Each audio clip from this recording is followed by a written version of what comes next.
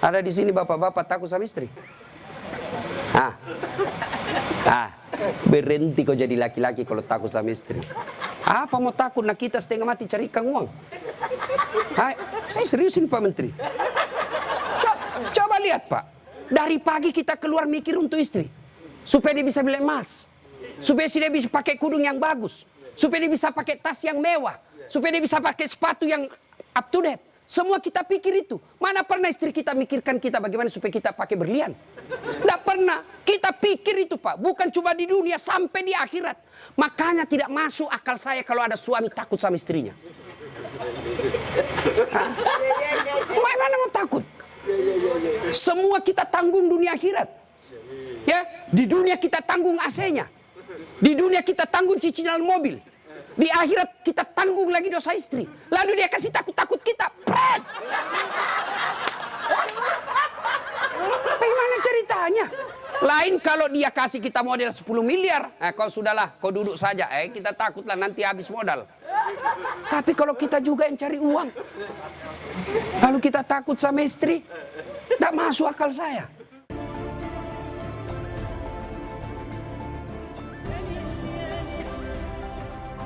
Akhirat. Coba lihat anak-anak kita sekarang Pak. Nauzubillah min zalik. Sedih kita lihat anak-anak kita Pak. Baru diberitahu satu, sudah 10 keluar dari mulutnya. Nah, sekarang pertanyaan, kenapa anak-anak kita begitu? Kenapa kira-kira? Apakah sepenuhnya salah anak? Tidak. 90% salahnya orang tua mendidik anak kita. Salah dari mendidik. Silakan baca hasil penelitian psikologi pendidikan. Silakan baca tulisan-tulisan di koran, di majalah tentang proses pendidikan. Silakan. Tapi keliru dan sesat ketika Bapak Ibu tidak buka Quran, khususnya surah Luqman untuk mendidik anak.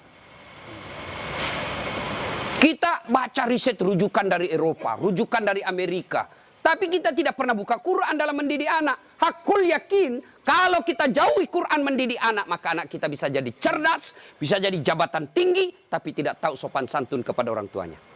Kan orang tua kita sekarang merasa hebat kalau anaknya pintar bahasa Inggris. Ustadz, itu anaknya hebat betul tetangga saya. Kenapa? Itu belum SD itu Ustadz sudah lancar bahasa Inggris. Apa hebatnya? Banyak yang begitu. Masa banyak Ustadz? Silakan bapak-bapak ke Inggris. Tanya Pak Menteri. Tanya Pak Menteri. Itu anak-anak di Inggris dari kecil dia bahasa Inggris Pak. Bener. Ayo. Meskipun dia lancar bahasa Korea, bahasa Inggris. Kalau berdoa dia pakai bahasa Inggris. Oh my God, please help me my mother. Pasti dia pakai bahasa Bugis juga kalau dia orang Bugis. Ya kan? Ngapain Pak?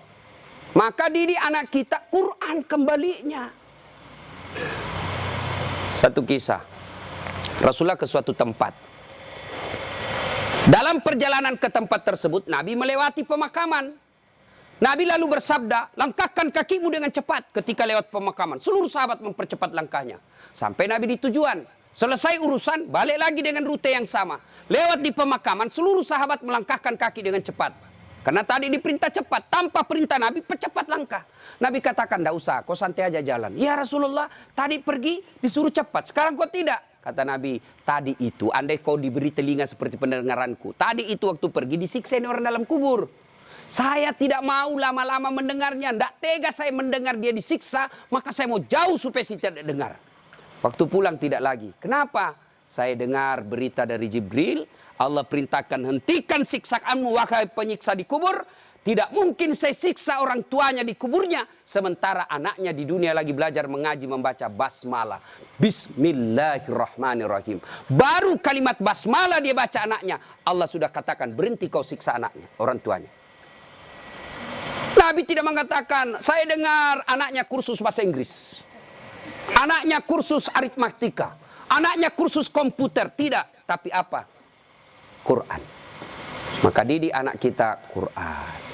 Ya Pak ya, itu dosa anak-anak yang masih sekolah. Kalau kita ini yang sudah punya istri, model durhakanya, nah seperti tadi, lebih takut sama istrinya daripada ibunya.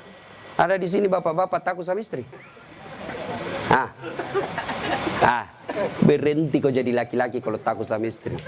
Apa mau takut? Nah kita setengah mati cari ikan uang. Saya seriusin Pak Menteri. lihat Pak, dari pagi kita keluar mikir untuk istri. Supaya dia bisa beli emas. Supaya dia bisa pakai kudung yang bagus. Supaya dia bisa pakai tas yang mewah. Supaya dia bisa pakai sepatu yang up to date. Semua kita pikir itu. Mana pernah istri kita mikirkan kita bagaimana supaya kita pakai berlian? Tidak pernah. Kita pikir itu Pak. Bukan cuma di dunia, sampai di akhirat. Makanya tidak masuk akal saya kalau ada suami takut sama istrinya. Mana mau takut? Semua kita tanggung dunia akhirat. Ya, di dunia kita tanggung AC-nya.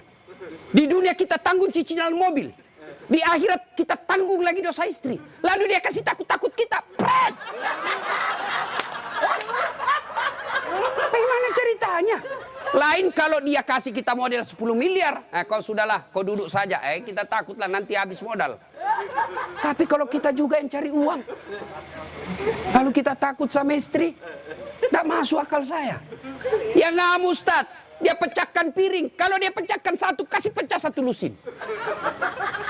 Kenapa? Piring boleh dibeli.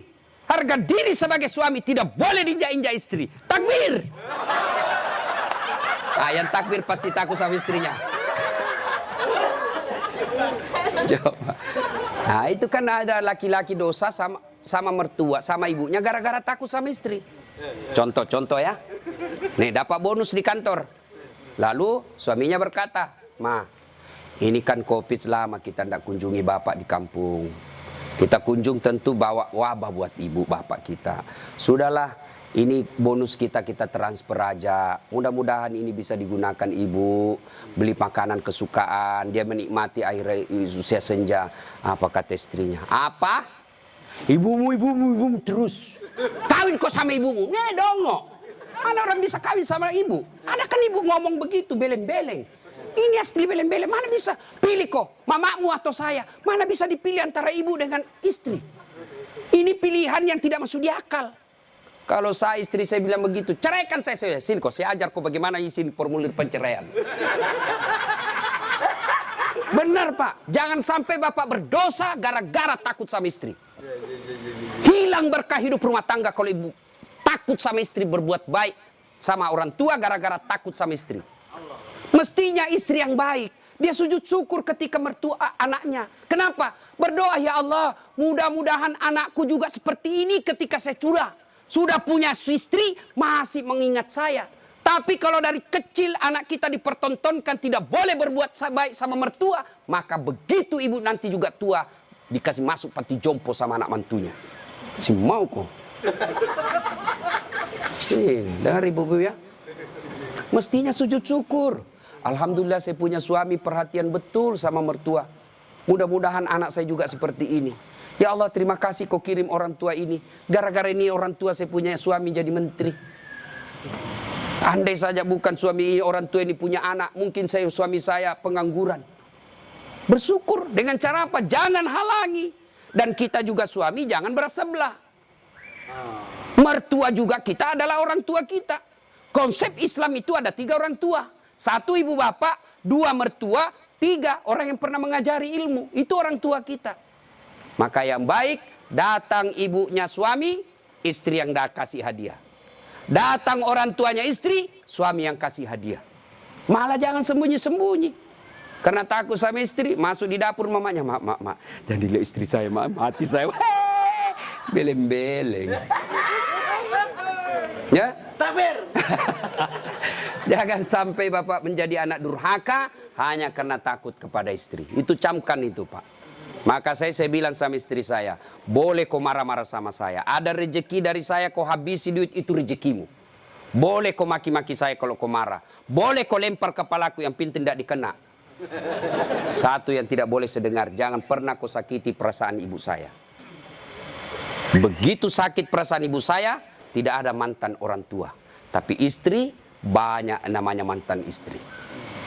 Nah itu harus tegas, ini prinsip buat kita anak. Nah ini golongan pertama yang menderita ketika sakaratil maut, anak yang durhaka kepada orang tuanya. Bagaimana dengan almarhum anak Pak Tony? Atau kita yang sudah meninggal orang tuanya? Ustadz, saya dulu anak durhaka Ustadz. Berapa sering saya kasih keluar air mata ibu saya Ustadz. Tapi saya sudah sadar, saya sudah hijrah sekarang. Tapi orang tua sudah ada kubur. Gimana cara berbuat baiknya? 1, doakan. Mendoakan orang tua tidak harus pakai bahasa Arab. Mendoakan orang tua bagi yang menikah ada 4 minimal kita minta. Ya Allah, ampuni dosanya.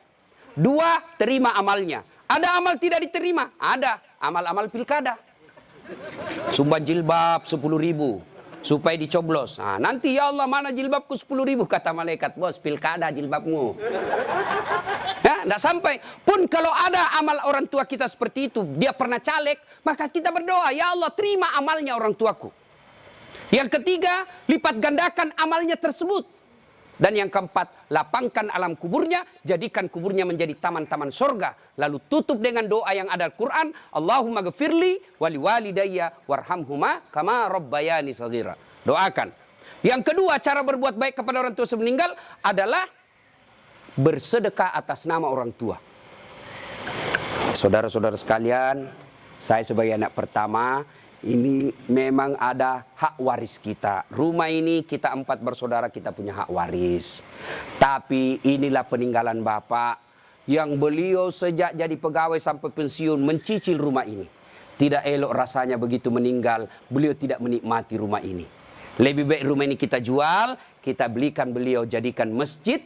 Nah, setengah dari ini warisan barulah kita bagi. Bagaimana adik-adik? Setuju? Setuju, Kak. Nah, biasa kalau ada begini istri yang menghasut.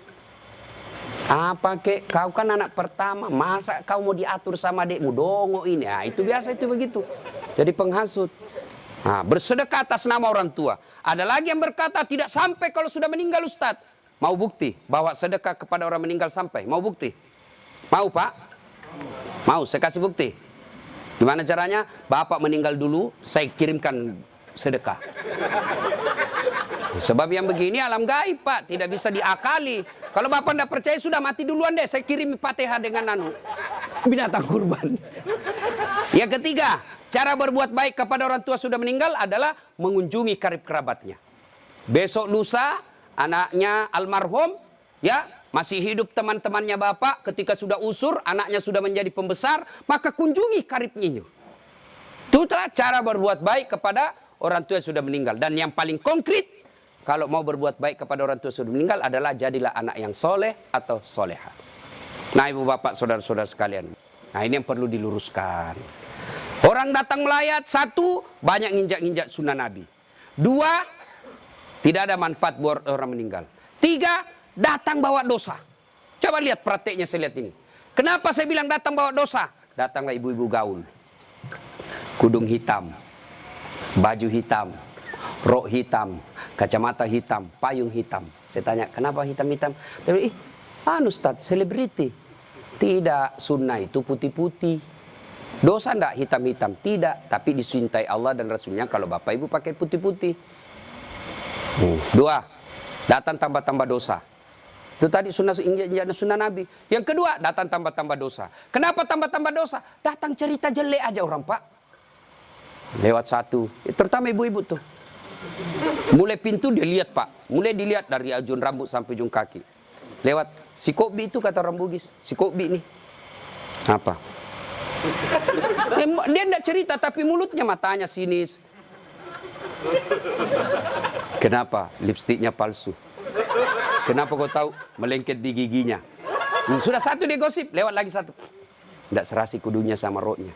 Dia bilang iyo kayak umbul-umbul. Bahkan Ustadz pun digosipnya. Lewat Ustadz Dasar, itu juga bajunya yang di YouTube. Tadi saya lewat, ada saya dengar, itu juga bajunya yang di YouTube itu Pak Ustadz. Kenapa? Saya pakai baju kau yang sibuk. Nah, itu gosip. Maka ibu majelis taklim saya di Makassar, saya anjurkan. Ibu datang melayat, 1, ada wudhu. 2, bawa Quran minimal surah Yasin. 3, begitu datang, ibu baca Yasin bareng-bareng. Tidak bisa baca Yasin bareng-bareng, itu majelis taklim yang baik. Ketua majelis taklimnya, saudara-saudara sekalian, mari kita baca Yasin bareng-bareng, saya pimpin. Itu majelis taklim yang manfaat. Bukan ngurus baju seragam. Apalagi memanfaatkan pilkada. Pak, anggota majelis taklim saya 300 Pak. Tapi aman Pak, tapi minta tolong seragam Pak ya.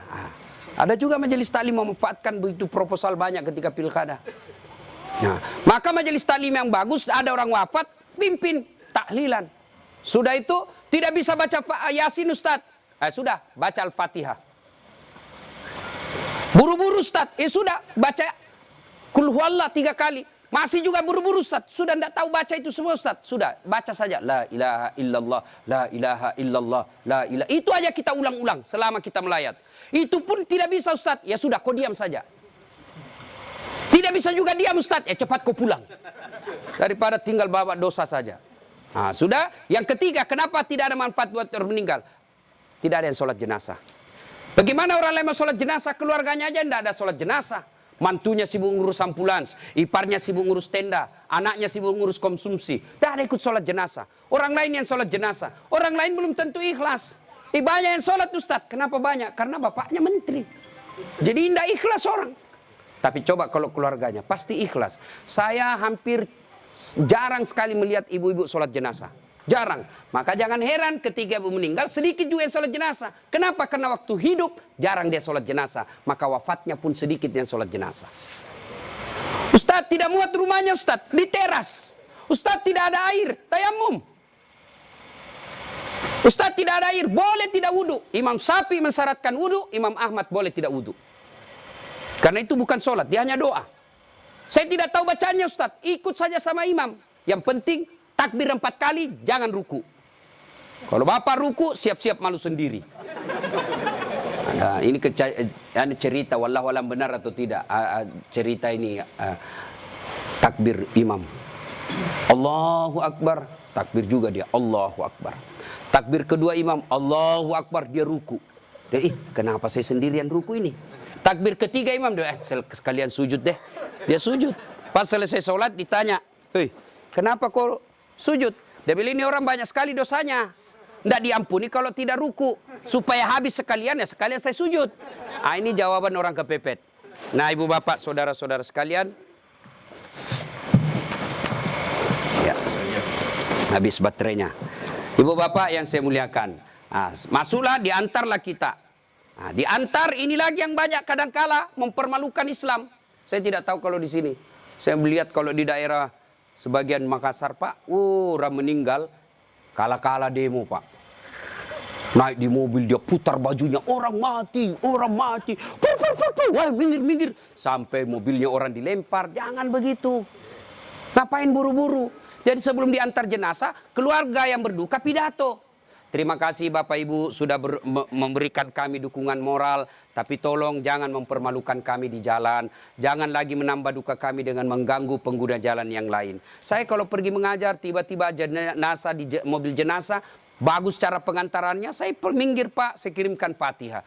Kirim Fatihah untuk Rasulullah, saya ikutkan jenazah yang diantar. Tapi kalau menakutkan tidak ada yang mau doakan. Ya? Ngapain buru-buru? Ngapain buru-buru? Kan ada lagi yang paham, tidak tahu dari mana dia belajar. Katanya kalau terlambat disiksa. Bagaimana ceritanya? Kalau dilewati 5 manu, disiksa orang meninggal. Orang meninggal kalau dia... Itu orang sholat, bagi orang yang hidup, orang meninggal, tidak bakal dia disiksa gara-gara dia terlambat dikubur. Ngapain buru-buru? Itu juga sudah ada anunya, liangnya sudah siap. Semua apa perluan pemakaman sudah siap. Apalagi kalau ada wasiat orang yang meninggal. Jangan kau kubur saya sebelum anakku datang dari Amerika. Wajib kita tunggu.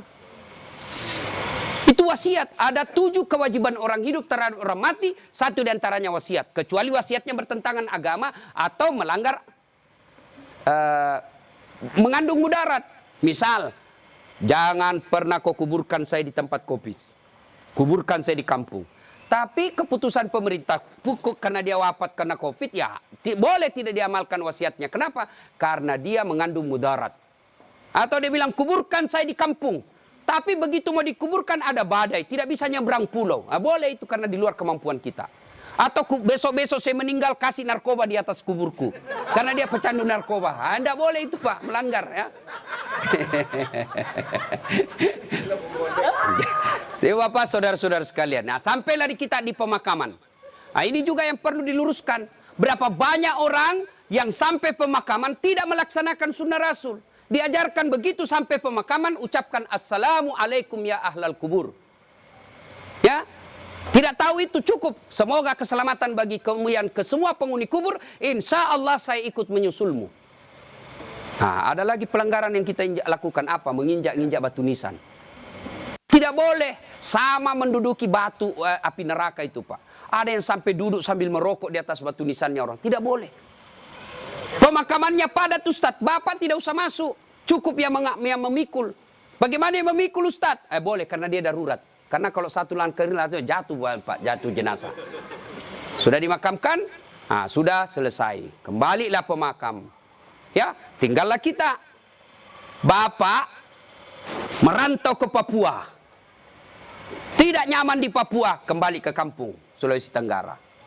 Merantau lagi ke Surabaya, di Surabaya tidak nyaman, kembali lagi ke kampung.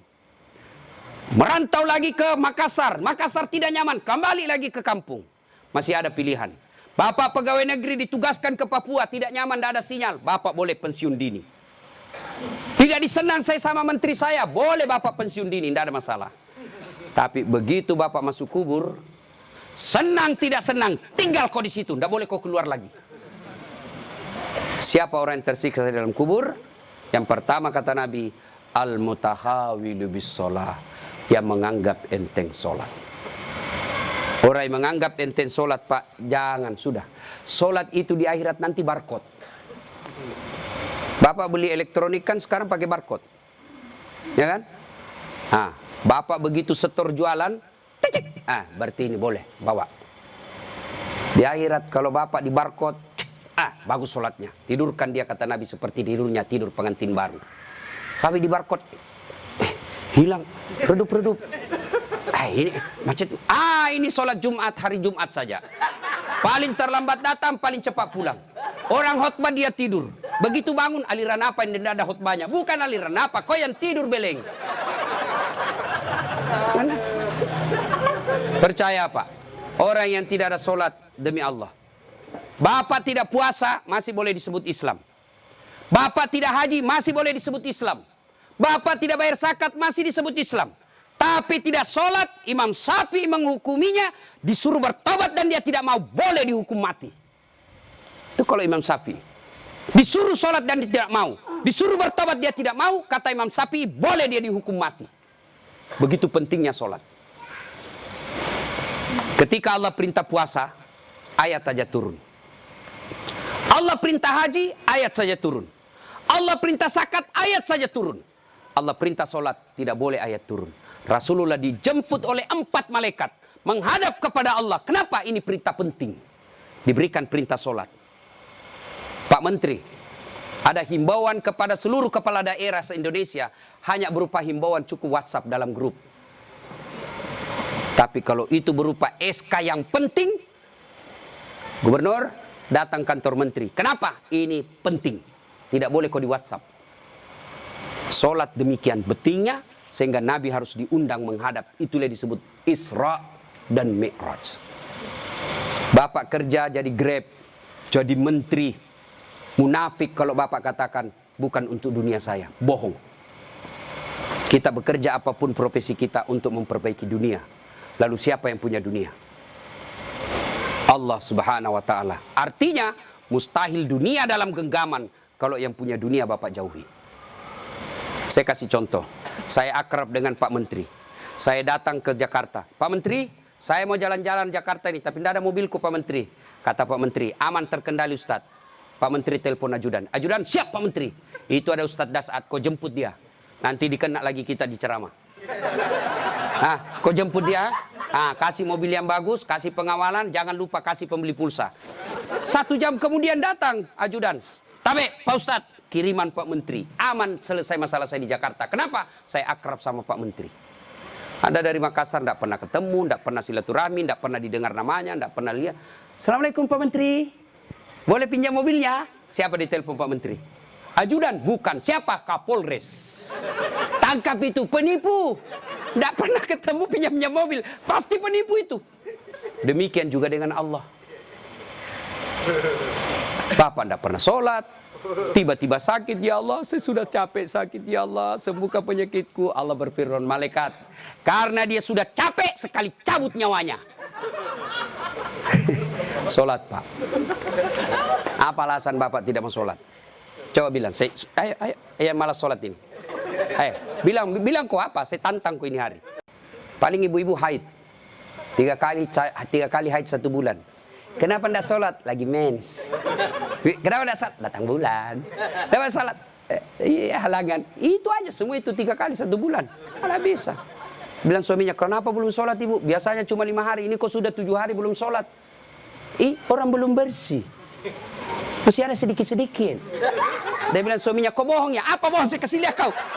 Beleng-beleng. Apa kasih lihat dong kok? Ya. Apalagi ibu-ibu banyak ndak sholat. Kalau ada pesta pengantin, mukanya dikira tembok. Coklat, biru, krem, abu-abu. Nah. Apalagi banyak ibu ndak sholat. Gara-gara apa? Jilbab. Jilbab sakaratil maut. 3 lapis. Saya ini keliling-keliling ceramah Pak.